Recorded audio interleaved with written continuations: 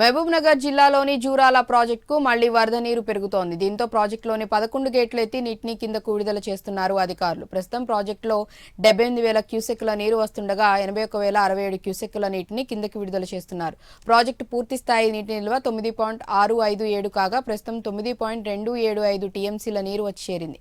దీంతో ఎగువ జల విద్యుత్ కేంద్రంలో 5 యూనిట్లలో 195 మెగావాట్ల విద్యుత్ ఉత్పత్తిని చేస్తున్నారు. మరోవైపు దిగువ జల విద్యుత్ కేంద్రంలో 200 మెగావాట్ల కరెంటును ఉత్పత్తి చేస్తున్నారు.